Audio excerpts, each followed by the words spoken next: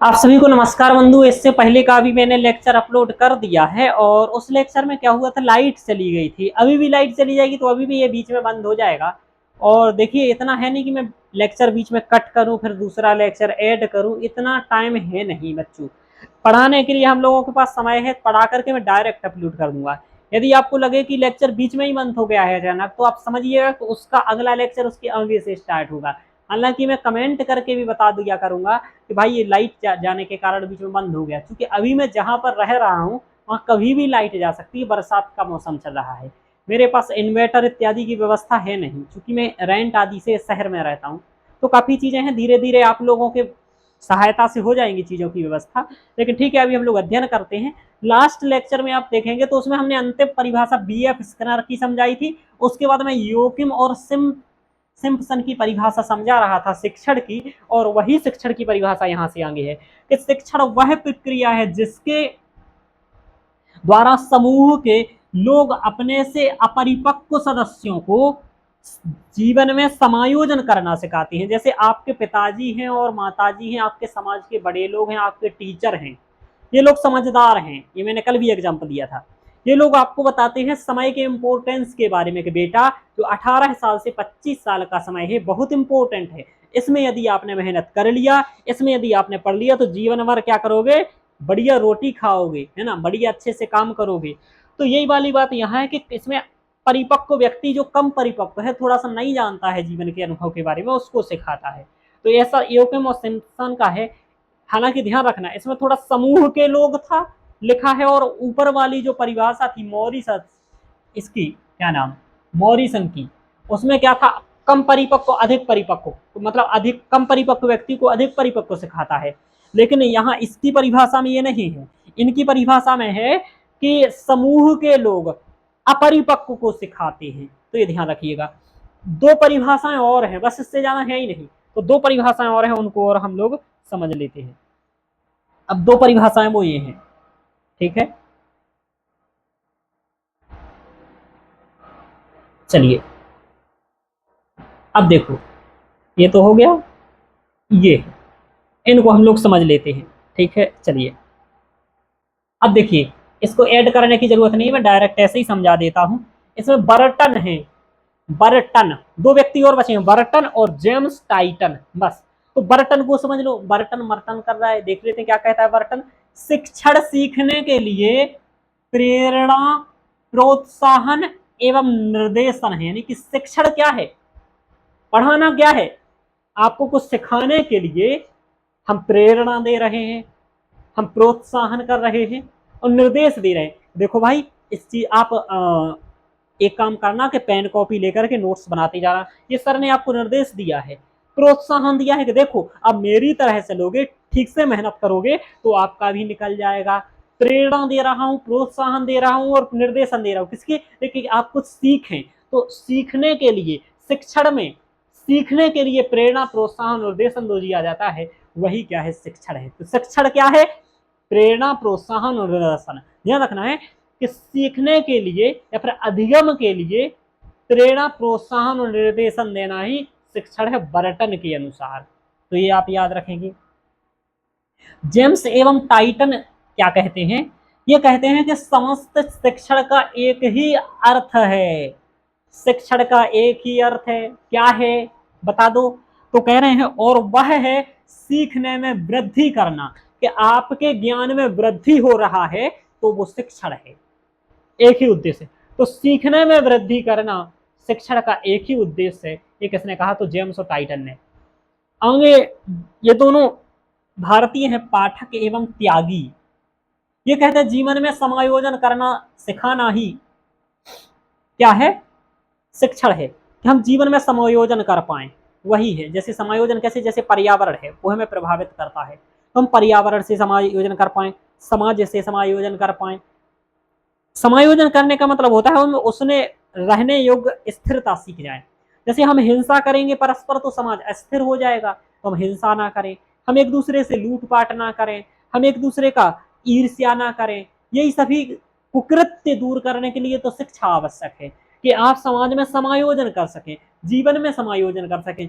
जीवन में जब निर्णय लेने की बात आए तो आप बेहतर निर्णय ले सकें, आपके पास जब दुख का घड़ी टूट जाए या कोई दिक्कत आ जाए तो उसमें आप समायोजन कर सकें, यही तो क्या है, शिक्षा है। ये पाठक और त्यागी का कहना है। इंपोर्टेंट 3-4 लोगों का याद रखना है। बर्टन ने कहा है प्रेरणा, प्रोत्साहन और निर्देशन है। इसके पहले देख लीजिए जेम्स, ये आपने देख लिया बर्टन का। ओके, इससे पहले का पेज आ ही नहीं रहा है।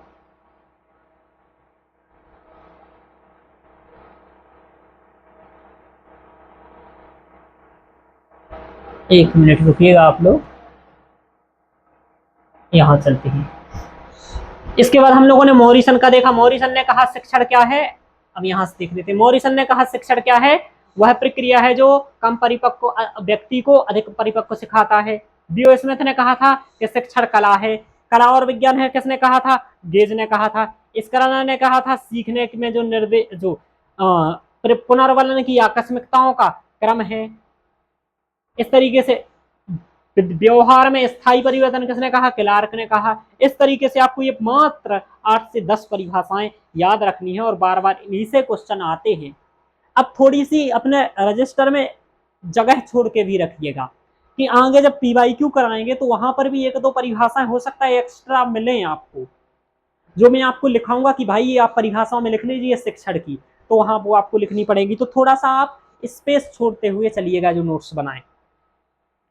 अब हम लोगों को पढ़ना है शिक्षण की अवधारणाएं। सबसे ऊपर सिलेबस पर चलते हैं, बार बार सिलेबस दिखाऊंगा आपको। तो हम लोगों ने अभी तक शिक्षण के बारे में समझा कि शिक्षण क्या होता है, शिक्षण की परिभाषाएं क्या हैं, ये हम समझिए। अब आपके दिमाग में शिक्षण एकदम क्लियर हो गया होगा, इतने विद्वानों की भी परिभाषाएं कर ली।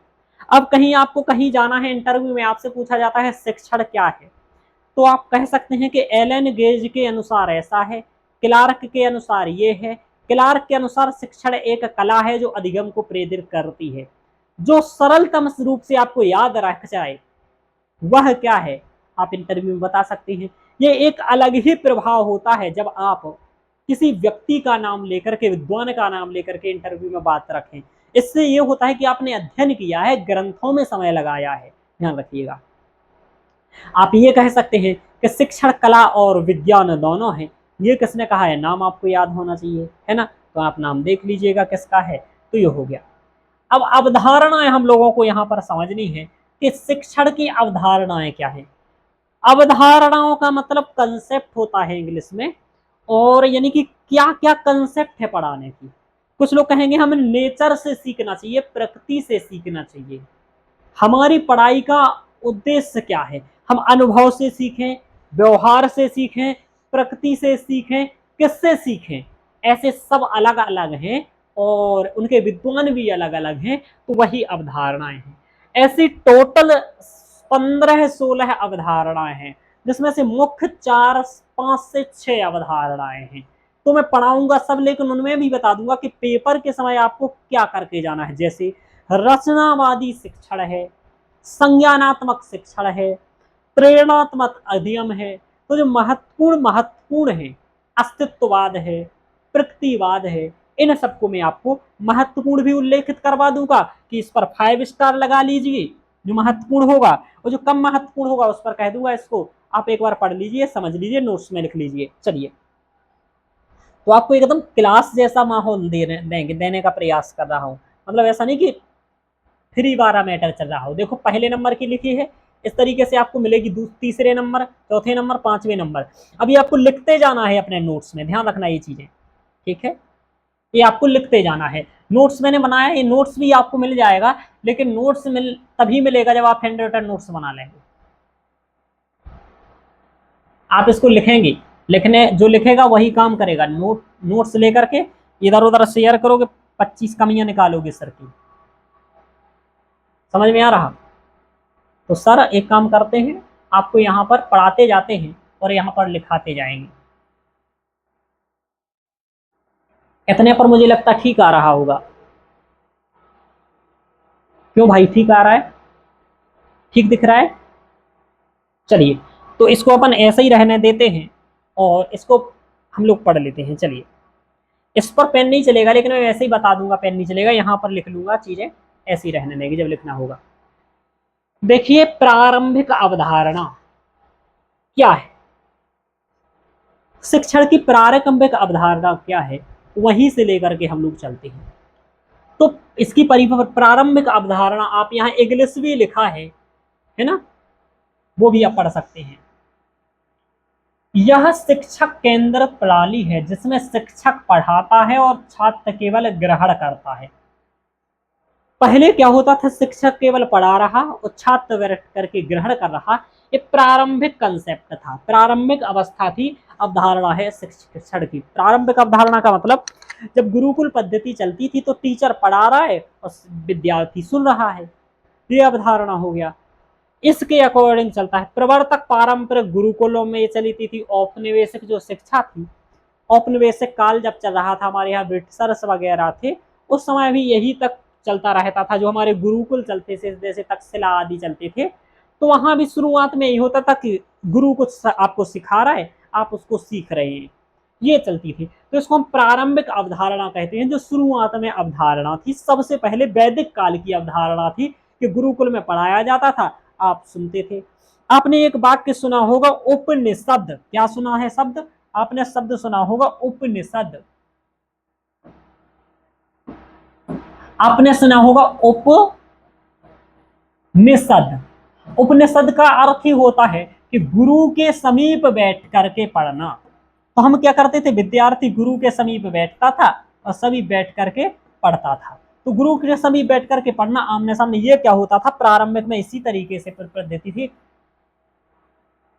जैसे यहाँ देख लीजिए कि उदाहरण भी मैंने यहाँ दिया है आपको नोट्स में बना करके, कि शिक्षक पढ़ाता था उस समय और छात्र चुपचाप सुनते रहते थे। बोर्ड पर पढ़ाता था, किसी चीज पर पढ़ा देता था, तो जो भी व्यवस्था रहती थी उस समय वो पढ़ा देते थे।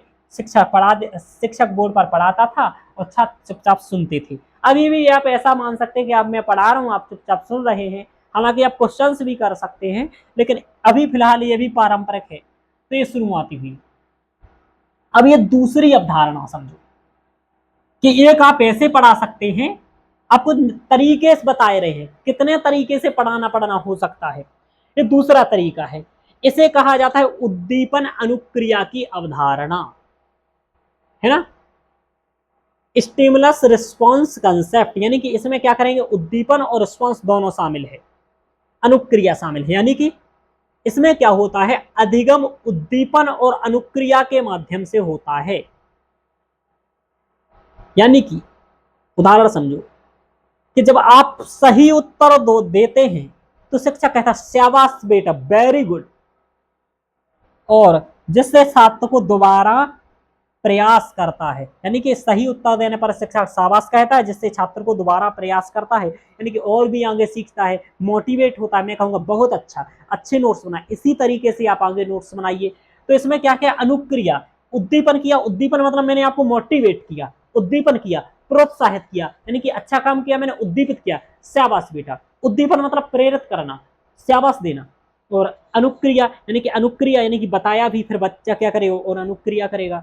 तो अधिगम उद्दीपन और अनुक्रिया के माध्यम से होता है। तो ये भी रहता था, यानी कि क्वेश्चंस भी होते थे बीच में, कि आप क्वेश्चंस भी पूछ सकते हो। मैं पूछ रहा हूँ, आप क्वेश्चंस भी पूछ सकते हो रिटर्न, वही वाली बात। और अच्छा पूछा तो मैं कहूंगा बहुत अच्छा बेटा, और नहीं पूछा तो कुछ आपको समझाऊंगा, आदि आदि, इस तरीके से। बीएफ स्किनर, अभी नाम पढ़ा था, पावलोव और थारनडाइक, इन लोगों ने ये इसको माना है कि अनुक्रिया प्रतिक्रिया जरूरी है अधिगम में। तो जब जब हम जिस अधिगम में उद्दीपन करें और अनुक्रिया करने दें, यानी कि उसको प्रोत्साहित करें और उसको कुछ पूछने दें, जवाब उत्तर करने दें, तो यह उद्दीपन अनुक्रिया की अवधारणा। और इसके जो प्रवर्तक हैं वो बीएफ स्किनर हैं, यानी कि इसको, इसके मूल चर्चा करने वाले। अभी बीएफ स्किनर की चर्चा ऊपर आई थी, देख लीजिए। बीएफ स्किनर ने क्या कहा था, आप रिवीजन कर लीजिए। यही कहा था कि पुनर्वलन की आकस्मिकताओं का क्रम है, कि हमें विद्यार्थी को पुनर्वलन करना है, मोटिवेट करना है, उद्दीपित करना है। देखो, जो स्किनर परिभाषा दे रहे हैं, उन परिभाषा का उनके अधिगम में भी ध्यान दिखाई दे रहा है, कि पुनर्वलन की आकस्मिकताओं का है, पुनर्वलन कराना, यानी कि उसको सिखाना है। चलिए, तो आपको ये समझ में आया उद्दीपन की अवधारणा। अब देखो, इसमें है प्रेरणा आधारित अवधारणा। देखो इसमें क्या है, मोटिवेशनल टीचिंग कंसेप्ट, कि हम मोटिवेट करें इस चीज के लिए और विद्यार्थी कार्य करे। जैसे अधिगम तभी प्रभावी होता है जब छात्र भीतर से प्रेरित हो, छात्र खुद चाहे तो वो प्रेरित हो। ठीक है, अब्राहम मास्लो का ऐसा इसके प्रवर्तक हैं।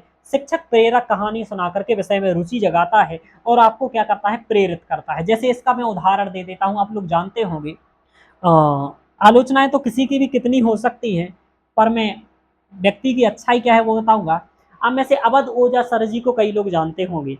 वो पढ़ाने से ज्यादा केवल आपको मोटिवेट करते हैं और कहते हैं कि अपनी शक्ति को समझो, योग की शक्ति को समझो, है ना, इंद्रियों पर कंट्रोल करो और आगे बढ़ो।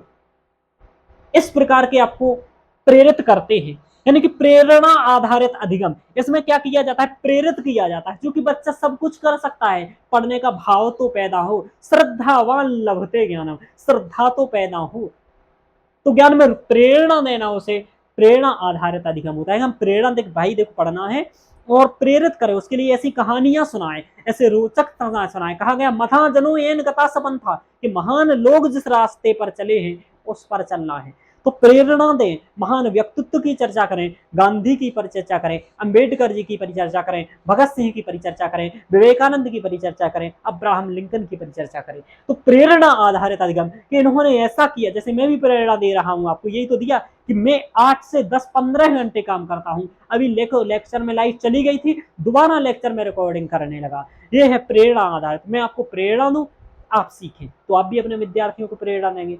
तो ये हुआ प्रेरणा आधारित अधिगम की एक ये भी तरीका हो सकता है। आगे देखो चौथा तरीका देखते हैं, सूचना प्रसारण अवधारणा, इंफॉर्मेशन ट्रांसमिशन कंसेप्ट, कि हम इंफॉर्मेशन को प्रसारित करें। इसमें क्या करता है, इसकी परिभाषा ये है कि शिक्षक से छात्र तक ज्ञान का एक तरफा स्थानांतरण, कि शिक्षक है और छात्र के पास ज्ञान पहुंच रहा है, मैं आपको बता रहा हूं आपके पास ज्ञान पहुंच रहा है। ये क्या है, सूचना प्रसारण, कि आपको सूचनाएं मिल जाएंगी, उसके बारे में कुछ ज्ञान मिल जाएगा। प्रवर्तक व्यवहारवादी परंपरा है इसकी, कि जो व्यवहारवादी है तो ये मानते हैं कि आप नॉलेज पहुंचा दीजिए, फिर वो उस चीज को व्यवहार करके सीखेगा। तो व्यवहारवादी परंपरा, उदाहरण क्या है, उदाहरण समझ लीजिए, टेलीविजन कक्षा या ऑनलाइन रिकॉर्डेड वीडियो। आपको क्या मिल रही है, ऑनलाइन रिकॉर्डेड वीडियो। ये क्या है, सूचना प्रसारण अवधारणा। मैं जो मेरे पास नॉलेज है, मैं उस नॉलेज को आपको दे रहा हूं और वो आपके पास पहुंच जा रहा है वीडियो के फॉर्म में। आप उसको सुने, नोट्स बनाएं और व्यवहार करेंगे तो आपको आएगा, नहीं आए तो ये भी अवधारणा है, सूचना प्रसारण अवधारणा। अब आपसे पूछ ले कि ऑनलाइन रिकॉर्डिंग वीडियो किसका उदाहरण है, तो आप कहेंगे सूचना प्रसारण अवधारणा का उदाहरण है, कि सूचना प्रसारित हो रही है। ध्यान रखो, क्योंकि ना तो इसमें विद्यार्थी सामने बैठा है, ना ही जिससे कि वो अनुक्रिया कर सके आपसे, क्योंकि रिकॉर्डेड वीडियो है। हाँ, लाइव वीडियो में आप कर सकते हो, लाइव क्लास चल रही है, यहाँ तो नहीं कर सकते हो। तो इस तरीके से ये है। तो ये समझ में आया। एक बात और ध्यान रखो कि आपको ऐसा भी लगेगा कि एक दूसरे से तो काफी मिल रही है ये अवधारणाएं, तो मिलेंगी ना भाई, क्योंकि काम तो एक ही करना है ना। तरीके भाई भले कई हो सकते हैं, जैसे मैं आपको ऑनलाइन वीडियो के माध्यम से पढ़ाऊं तब भी सूचना साझा कर रहा हूं, अपना अनुभव दे रहा हूं।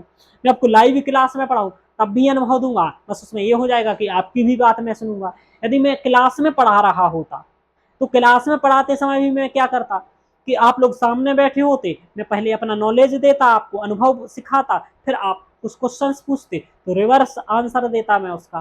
तो ये होता, यानी कि काम एक ही है तो अवधारणाएं भी मिलेंगी जुलेंगी। ध्यान रखो। अब पांचवी पर परस्पर क्रियात्मक अवधारणा, इंटरनेशनल टीचिंग कंसेप्ट, यानी कि इसका परिभाषा क्या है, परस्पर क्रियात्मक, नाम से ही स्पष्ट हो जाएगा कि शिक्षण संवादात्मक प्रक्रिया है, जिसमें शिक्षक और छात्र दोनों सक्रिय होते हैं। बहुत जरूरी है, जब आप क्लास में बैठे हो मैं आपको सक्रिय कराने का प्रयास करता हूँ। जब मैं अभी लाइव क्लास गूगल मीट पर जो पढ़ाता हूँ, जो सीयूजीसी नेट संस्कृत वाले होते हैं या यूपीएससी वाले होते हैं, तो उनको मैं क्या करता हूँ, संवादात्मक प्रक्रिया करता हूँ। मैं इसी पर भरोसा रखता हूँ कि संवाद के माध्यम से हम लोग पढ़ें, लेकिन प्रॉब्लम क्या है कि अभी लाइव यहाँ मैं पढ़ा नहीं सकता, और गूगल मीट पर एक सीमित विद्यार्थियों को पढ़ा सकता हूँ, सभी को पब्लिकली तो कह नहीं दूंगा कि 200 लोग आ जाइए गूगल मीट पर, हैंडल ही नहीं कर पाऊंगा। 15-20 बच्चों को हैंडल कर पाऊंगा।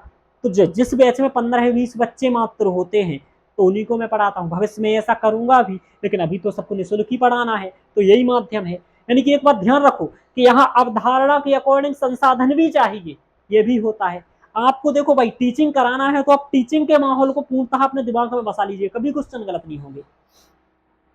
शिक्षण संवादात्मक प्रक्रिया होता है जिसमें छात्र दोनों सक्रिय होते हैं, दोनों एक दूसरे से सक्रिय रहते हैं, यह परस्पर क्रिया कर रहे हैं दोनों। तो परस्पर क्रियात्मक पढ़ाने में कौन परस्पर क्रिया करेगा? ढोर करेगा, जानवर करेगा? नहीं करेगा भाई, छात्र और विद्यार्थी करेगा, टीचर करेगा। शिक्षक और विद्यार्थी करेंगे तो विद्यार्थी करेंगे, तो शिक्षक और विद्यार्थी क्या करते हैं? परस्पर संवाद करते हैं।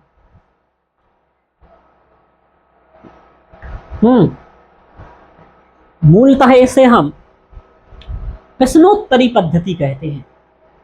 मैं जब क्लास में पढ़ाता हूं तो वहां प्रश्नोत्तर कहता हूं कि चलिए, कल मैंने ये बताया था, बताओ ये क्या है? जैसे मैंने कहा था कि अधिगम में और शिक्षण में क्या अंतर है, बताओ। अब आप बताने लगे। तो प्रश्नोत्तरी जो पद्धति होती है, जैसे प्रश्नोत्तर होते हैं, इसमें दोनों सक्रिय होते हैं, परस्पर दोनों क्रिया करते हैं। तो यही क्या है, ये सोक्रेटीज ने बताया। सोक्रेटिस का कहना है परस्पर क्रियात्मक अवधारणा के विद्यार्थी और शिक्षक परस्पर सीखेंगे, सोक्रेटिस का कहना है। ये अच्छा पद्धति है। जो जिसका प्रवर्तक है, आप ये समझो उसके अकॉर्डिंग वो चीज अच्छी है। कि सोक्रेटिस कहते हैं कि भाई ये अच्छा है कि इसमें प्रश्नोत्तरी के माध्यम से है। प्रश्नोत्तरी करें, जो प्रश्न में समस्या होगी विद्यार्थी पूछ लेगा, उत्तर मिल जाएगा। इसमें क्या होता है, शिक्षक प्रश्न पूछता है और छात्र चर्चा करते हैं, परस्पर शिक्षण। प्रश्न पूछेगा, चर्चा करेंगे और बताएंगे सर शिक्षक को। तो ये परास्मक प्रक्रियात्मक अवधारणा हो गया। अब है नियंत्रणात्मक अवधारणा, कंट्रोलिंग टीचिंग कंसेप्ट। अब कंट्रोल करेंगे, अब किसको कंट्रोल कर लेंगे? तो देख लो, शिक्षक छात्रों के व्यवहार को अनुशासित और नियंत्रित करता है। यहाँ पर अनुशासन तोड़ने पर चेतावनी देता है या दंड देता है। वही बचपन वाली है ना, बचपन का प्यार मेरा भूल नहीं जाना रे, यानी कि वही बचपन वाली जो पढ़ाई होती थी। ठीक से बैठो, ये क्या करके लाए हो? वही वाली नियंत्रण करता है। अभी आपको आएगी शिक्षक केंद्रित प्रणाली। ये शिक्षक केंद्रित प्रणाली ही है, तानाशाही प्रणाली एजुकेशन की यही है। तानाशाही शिक्षक केंद्रित या नियंत्रणात्मक, यही पद्धति है वो। इसमें ये इसके बीएफ स्किनर हैं। बीएफ स्किनर ऐसा कहते हैं, शास्त्रीय अनुबंध है, कि भाई हमें विद्यार्थियों को व्यवहार को अनुशासित और नियंत्रित करना है। क्योंकि विद्यार्थियों को इतना नॉलेज नहीं है कि वो ये समझ सके क्या सही है क्या गलत है, इसलिए टीचर को उसके व्यवहार में परिवर्तन करने के लिए नियंत्रण करना चाहिए। ये भी कई लोगों का मानना है। आपके पिताजी भी बचपन में कहते आते थे, केवल हाथ पैर सुरक्षित रहें, जिंदा रहना चाहिए और हाथ पैर नहीं टूटने चाहिए, बाकी कितनी भी पिटाई करो इसकी, है ना। ऐसे मेरे पिताजी करके छोड़ आते थे। तो वही वाली बात है। तो समझ में आ रहा है आपको कि नियंत्रणकारी क्या है? नियंत्रण में क्या करेगा? शिक्षक नियंत्रित करेगा किसको? बच्चों को। अब बच्चों को कैसे नियंत्रित? उनके व्यवहार को नियंत्रित करेगा, उनके कार्यों को नियंत्रित करेगा, उनके कार्यों पर नजर रखेगा, ये वाली बात। प्रशिक्षण आधारित अवधारणा, ट्रेनिंग बेस्ड टीचिंग। इसमें अभ्यास और दोहराव द्वारा व्यवहार या कौशल में दक्षता लाई जाती है कि आप अभ्यास करो, फिर सीखो, प्रैक्टिकली जैसे कहते हैं। तो वही तो लिखा है, प्रशिक्षण आधारित अवधारणा। अब जब क्या होता है, जैसे टीचर बन गए, आपको नॉलेज नहीं है, ज्ञान तो है लेकिन पढ़ाने की कला नहीं है, तो आपको ट्रेनिंग के लिए भेजा जाता है और आपको ट्रेनिंग सिखाने के लिए भेजा जाता है। जैसे आपने ये भी सुना था कि जब केजरीवाल जी थे तो उन्होंने अपने दिल्ली के जो मास्टर थे उनको इंग्लैंड आदि में, फ्रांस आदि में जहाँ भी भिजाया था और वहां से ट्रेनिंग दिलाई थी कि अब हमारे टीचर वहां से देख करके आएंगे, सीख करके आएंगे और यहाँ देंगे। तो प्रशिक्षण आधारित अवधारणा कि हम प्रशिक्षण के माध्यम से सिखाएं, है ना। लर्निंग बाई डूइंग, यानी कि थॉर्नडाइक का कथन है, लर्निंग बाई डूइंग बहुत इंपॉर्टेंट है कि करके सीखो। थॉर्नडाइक का कथन है, ये बहुत विद्वान है भाई, है ना। ये अभ्यास का नियम कहता है। इसके 3 नियम है, अभ्यास का नियम, तत्परता का नियम। ये 2 नियम इसके सबसे इंपॉर्टेंट है। पेपर में पूछा गया है कि अभ्यास का नियम क्या है, कि अभ्यास से सीखो, थॉर्नडाइक का नियम है, लिख लो अभ्यास का नियम थॉर्नडाइक का। तत्परता का नियम, तत्परता यानी कि उस चीज में लगो, तत्पर हो, संलग्न हो, कार्य करो, वो तब सीखोगे, यानी कि करके सीखो, यानी लर्निंग बाय डूइंग, ये वाली बात है। कुछ लोग क्या करते हैं, जैसे आंसर राइटिंग कर करके सीखो, बोले लिखना नहीं आ रहा है सर लिख के सीखो, ये कहते हैं ना, वही वाली बात। तो थॉर्नडाइक का ये कथन है कि लर्निंग बाय डूइंग, यानी कि करके सीखो, यानी कि अभ्यास, इसके 2-3 हैं, अभ्यास ये कहता है और दोहराओ, यानी कि तत्परता। तो प्रशिक्षण आधारित अवधारणा है कि जिसमें कहा जाता है, जैसे कि टाइपिंग करते हैं आप, तो टाइपिंग की स्पीड आप बढ़ाते हैं, कैसे बढ़ाते हैं, पहले 25 सब वर्ड लिख पा रहे हैं, फिर 30, फिर 35, तो टाइपिंग हो गया। साइकिल चलाना, पहले आप कैंची से चलाते थे, फिर आप डंडे पर पकड़ के ऐसे, फिर आप दोनों हाथ ऐसे करके, फिर दोनों हाथ छोड़ करके, है ना, तो साइकिल चलाना। फाइलिंग करना, फाइल लिखते हो पहले अच्छे से, ड्राइंग करते हो तो ड्राइंग अच्छी नहीं कर पाते हो, धीरे धीरे उसमें अभ्यस्त हो जाते हो। तो ये सब क्या है, प्रशिक्षण आधारित अवधारणा है, ध्यान रखिएगा। अब है मानववादी अवधारणा, ह्यूमनिस्टिक टीचिंग कंसेप्ट। अब मानवतावादी में क्या होगा, मानववादी में शिक्षा का उद्देश्य व्यक्ति का समग्र विकास हो, जिसमें क्या हो, शिक्षक का उद्देश्य क्या हो, विद्यार्थी का समग्र विकास हो। हम लिख नहीं रहे हैं, क्योंकि ये चीजें समझानी है, लिखी हैं ही, तो समझाने पर बल दे रहा हूं, तो आप लोग लिख लीजिएगा, लिखते जाइए। इसमें मानवतावाद यानी कि मानव को मानव बनाना है, उसका कंप्लीट विकास करना है। जैसे कैसा विकास हो, उसका नैतिक उत्थान हो, उसका बौद्धिक उत्थान हो, उसका शारीरिक भी वो ध्यान रख सके, पर्यावरण की समझ हो, समाज की समझ हो, यानी कि उसका समग्र विकास हो। समग्र विकास में हर विकास आता है, कलात्मक विकास, सब कुछ विकास।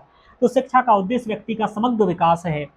इसके जो प्रवर्तक हैं वो कार्ल रोजर्स हैं, अब्राहम मास्लो हैं।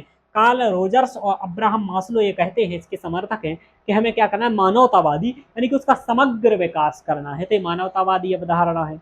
उदाहरण, जैसे छात्र को अपनी रुचि से प्रोजेक्ट चुनने की छूट देनी चाहिए कि वो किस विषय में कार्य करना चाहता है, ये जिससे उसका विकास होगा। जैसे कि समझो, जैसे मैंने पॉलिटी आती है, हिस्ट्री आती है, जियोग्राफी आती है, मुझे मैथ नहीं आता है, और अब मुझे आ रहा है कि ये एक विषय चुनना है, तो मैं कहूँ भाई मुझे मैथ चुनना है, क्योंकि मैथ नहीं आता है, मैं मैथ पढ़ूंगा, तो मुझे चुनने की आज़ादी हो। ठीक है, आज की नई शिक्षा नीति में ये आया भी है कि आप पढ़ते पढ़ते कुछ नई चीज़ भी सुन सकते हो, कि 2 डिग्री एक साथ कर सकते हो। तो वही सब है कि मानवतावादी अवधारणा के संपूर्ण विकास हो सके। अब ये भी इंपॉर्टेंट है, ध्यान रखिएगा, ये है प्रयोगात्मक अवधारणा। ये वेरी वेरी इंपॉर्टेंट है, अभी तक में इंपॉर्टेंट अवधारणा है, सबसे ज्यादा इंपॉर्टेंट। ध्यान रखिएगा, जो इंपॉर्टेंट आएंगी 15-16 में से, वो मैं अभी बताऊंगा, उन्हें दोबारा से कराऊंगा एक बार संक्षिप्त में, कि ये इंपॉर्टेंट है, जो आपको 5 स्टार लगा लेना है। अभी तो